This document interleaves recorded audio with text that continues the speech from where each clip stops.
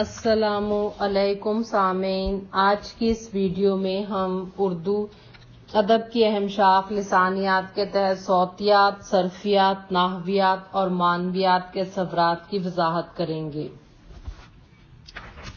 सौतियात।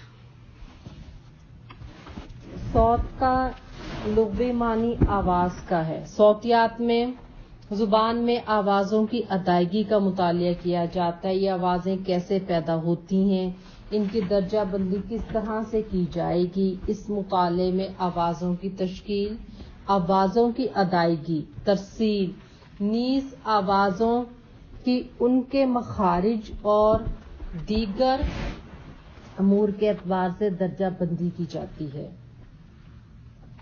फिर इसके तहत फ़ोनियात भी आता है, जिसमें उन तरीकों का मुतालिया किया जाता है जिसमें किसी एक जुबान की इम्तियाजी अस्वात की इकाइयों को मालूम किया जाता है। फोनिम से इम्तियाजी आवाज़ों की वो तादाद मुराद है जो किसी भी जुबान में मौजूद होती है और इस जुबान में महदूद होती है।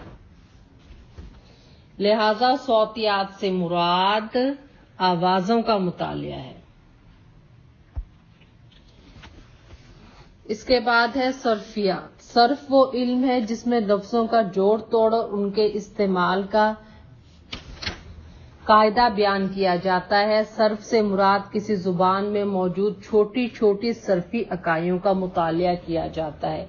असल में लफ्ज किस तह तक जुबान का सर्फी मुतालिया है। ऐसे असूल और ज़वाबित जिनके जरिए एक कलमा से दूसरा कलमा बनाने और इसमें तब्दीली का तरीका मालूम किया जाए, यानी वो तब्दीली जो जुमला बनाने में इस्तेमाल हो। इल्मे सर्फ का मौजू सीगा के एतबार से कलमा है। इल्मे सर्फ को सर्फ कहने की वजह यह है कि इसके लुग़वी मानी फेरने के हैं।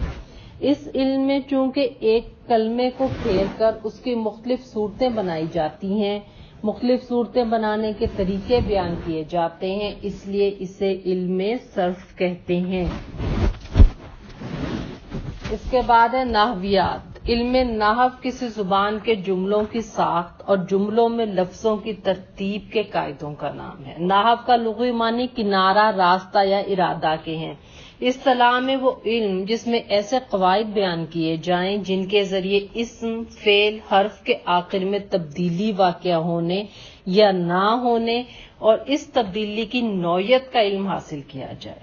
नीज़ कलमात को आपस में मिलाने का तरीका भी मालूम किया जाए। इसका मौजू कलमा और कलाम है। इसके बाद है मानियात। इन मानियात में उन तरीकों का मुतालिया किया जाता है जिससे जुबान के मानी समझना आसान हो।